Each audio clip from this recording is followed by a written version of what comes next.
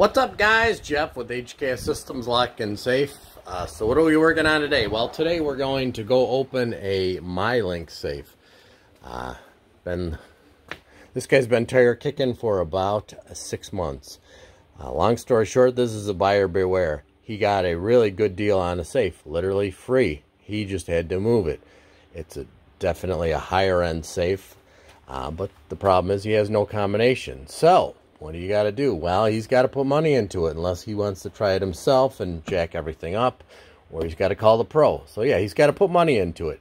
Long story short, gonna go over there, drill it open. There's a little bit of debate. It's sort of the oddball. Meilink makes many different models, just like most vehicle makers make different models. You know, you could have a Chevy, Cadillac, Buick, whatever. Some are better than others. This is a Meilink. Based on what I could see, I think it's one of the middle or lower end ones. If it's the high end one, which is a Gibraltar, which is one of their higher end models, that's going to be a screw me over day. But you know what, it is what it is. I'm pretty sure I'm estimating this right. Gave him the price, finally decided, yeah, let's go with it. So what am I taking? Of course, I got all the rigs set up for the drill rig, bits, repair. Should be a pretty minor thing. Should be. If it is the Gibraltar series, they do come with the actual ball bearing hard plate, which is a pain in the butt. Takes a little bit extra time, specialized bits, specialized technique. I did not allow for that necessarily. I guess I covered it either way, but it's an extra half hour of dilly-dallying around plus bits, so don't want to do that. But anyways, I actually do. I never really show this, but a couple things. I always do bring replacement locks. I haven't had to really use any yet, as far as, you know, when I drill a lock and scope it and decode it and open it. Never been an issue, but I bring it anyways in case, you know, something happens, it's faulty or whatever. I could replace it on the spot. I don't really keep them in the truck because I don't do safe work at the drop of a hat. I have to have everything scheduled. I have to know what's going on. I mean, I can do emergency services, but I still need to know what's going on, which means you send me pictures. If you don't send me pictures, you don't get service. I'm not going out there blind. So you call me and tell me it's a black safe, a gray safe. I don't care what safe it is. I need pictures before I even come out there because I need to know what I'm up against.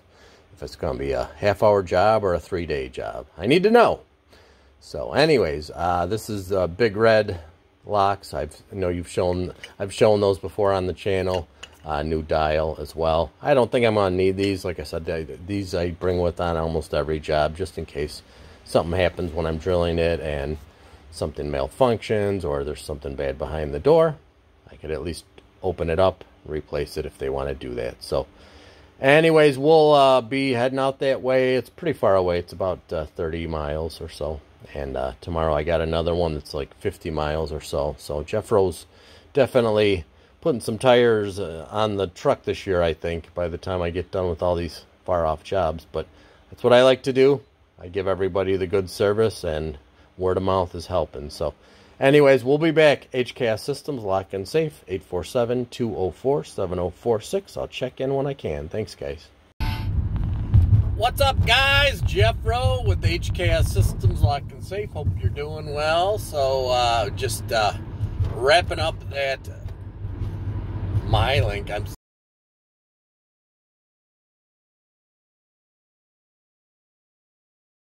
The Meilink safe that I opened. Sorry, there's somebody following me really close. Just giving them that dirty look. So yeah, got out there. He did not have a combination. He inherited that safe from somebody else. I ended up giving it the quick once over and quote. Yeah, it's working well. So it was not a Gibraltar series. I will upload a picture of that guy right there.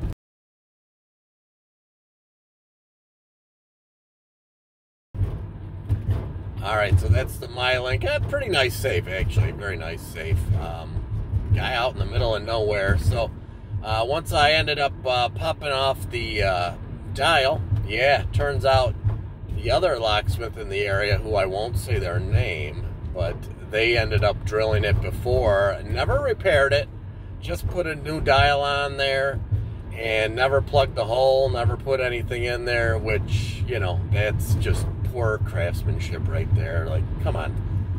You know, I know it's not your safe for your personal use, but if you're doing it for a customer, you should go out and at least, you know, patch the hole. You don't need to necessarily put carbide bits in there or do something like that, but you definitely need to at least just cover the holes.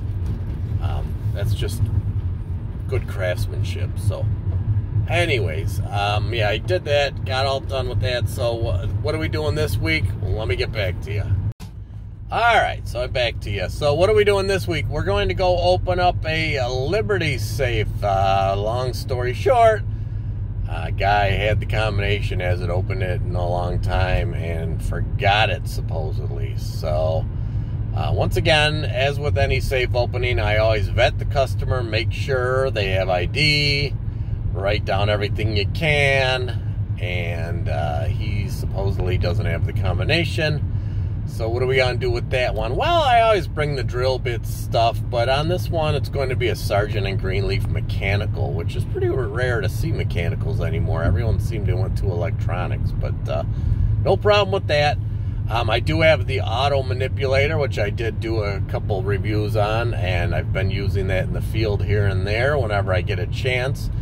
And so far, it has worked flawlessly 99% of the time. The one I did not open, for whatever reason, I was having a really busy day that day, and I was trying to rush it, and I don't know if it was just my being in a rush that I didn't see any indicators. So long and short on that one, after dialing it 3 or 4 times, not seeing any progress, I just popped the dial off, drilled it, filled it, repaired it. Just as quick. It's probably just as quick to drill it than it is to do anything else, but one of those, you know, most uninvasive way, I should say, which would be manipulating it. And you know what, honestly, you can't tell the difference once I'm done either way how I got in there. Manipulator works very well. This will be used on that. Like I said, if I don't see any progress in the first 15 minutes on the tablet, then it's probably going to be a drill it. So we'll catch up with you later. Take care, guys. What's up, guys? Jeff with HCAS Systems Lock and Safe, catching up with you. It's been quite a slice. Life has been a busy time for me. Got some new side hustles going. Got a new shop, which I will catch up with you guys later on that. That's just a little teaser. So I was just catching up on that Remington safe where I used the auto dialer. Worked well. No issues there. Got that open. This week, though, we're going to go do one I have not done. I know all about it, and I know how to open it and bypass it and work on it and get parts. So this is a plus. This is going to be a Patriot safe. I'll put a safe picture right here.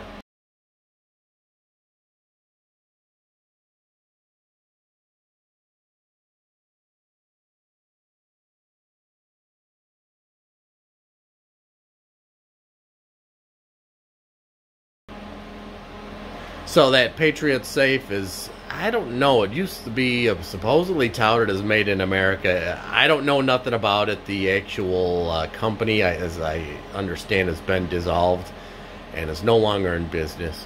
So that's sort of sucks. I do have a person that actually has parts, though, so that's a plus. So the deal with this one is the electronics either failed or the dead battery, but he told me failed. So on the one side, which would be the right side facing it, is a tubular. That is a bypass the electronics. And then on the left side is a dimple cut key, which you need to turn. You would either put the code in, then turn that key, then turn the bolt work. So it's sort of a weird process. But the deal with this one is he lost that secondary left key. So he has the bypass key, but that doesn't do any good. You need a secondary key as well to bypass the bolt work and then turn the handle. So I'm pretty proficient on unlocking those. I actually just did. I was laughing because some of the high-end stuff I do, I was stumped with the Amazon basics yesterday. I knew the lock type in there, and for whatever reason, I couldn't get it picked. It literally was just down the road from me, so I had to go back. I'll upload a picture of that here.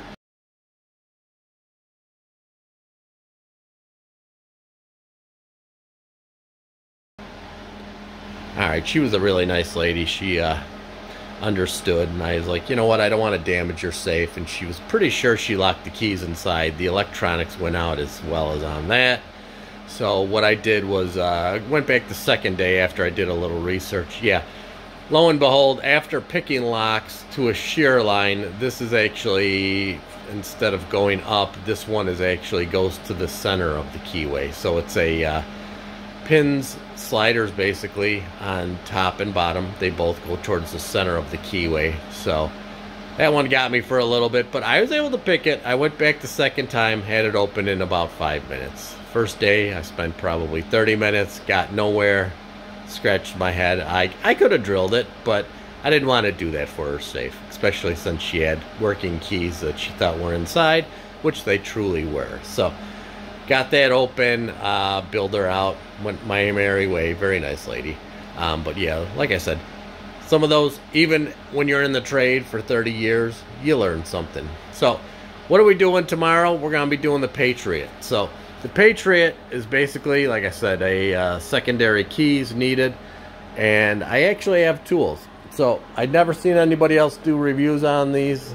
They're very weird tools. So they're basically like a snap gun that you would have from, you know, just the old-fashioned snap guns that everybody's used. They have different blades though, if you look. So they have like offset to the lefts, offset to the rights, and then they have centers. So this is going to be a true center. It's actually a really weird keyway because it's shaped, if we could get a nice close-up of that, like that. So it's shaped like a U. You would put your key in, and then it's dimple cut on the blade there itself. It's not a big deal. It's only a 6-pin lock technically, but it's really hard to get tensioning in there because of that keyway. And then you have to get your picks in the center. So I'm going to bring this with. I actually have pretty much faith in my hand picking that I could do those. I've done those before. I've never had an issue with them, to be honest with you. It takes a little bit. Nice light tension. But yeah, this is basically the pick gun. It's got the interchangeable tips on there that you could buy the kit. And then, yeah, you just pull that handle back like a pistol and boom, it just bounces those pins up. And you keep a little leverage on the which way you want to go. On this one, because you'll probably never run into them, it is a counterclockwise rotation. So you need to put the bypass lock key in, turn that pushes the solenoid down. Then you have to pick the lock or somehow use the key if you had it, manipulate the lock on the left, turn counterclockwise, then you spin the wheel. Crazy, right? Like, for such a cheap safe, it's sort of silly, but whatever. So I'm going to go open that up tomorrow.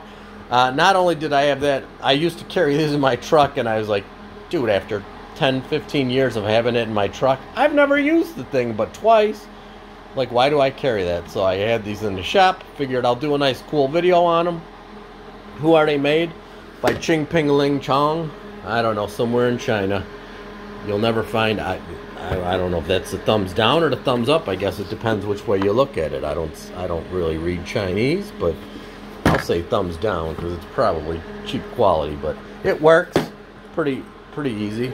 And there's the name there. I don't even know what these are called, like high security or dimple cut key snap tool, I guess. I don't know. But not only that, Jeffro was always buying the cool tools. Look at that. He's got his own old-fashioned hand one. Same exact thing, same exact blades. Actually, these blades will go into this. So, must have been the same Chinese factory. If you don't want to buy the snap, you just buy this one. This one is basically spring-loaded, and you would just put that in there. Same thing. It's got the weird keyway, which is like a big U channel. You'd put that in there, leverage counterclockwise, or, you know, in my case, it's counterclockwise, but whatever rotation you need to put on, you put that on, and you would just hit that or tap that, or on this case you would snap the gun, and once it turns, we're in Lake Flynn, and then I'm going to leave him in good, capable hands. I have the person who bought like all the stock from the old factory, and he's going to be contacting him to get a replacement lock, because there are no easy ways to make keys for those things. It's just probably cheaper and better, faster to order a brand new replacement lock than put it in. So I will be checking in with that. I will upload some pictures. Like I said, that is a Patriot gun safe. And coming up in the next week or two, I'll probably be doing a quick review of the new shop section, but I'm not going to go too into depth on that right now. But I'll catch up with you guys later. Take care. Jeff with HKS Systems Lock and Safe. See ya.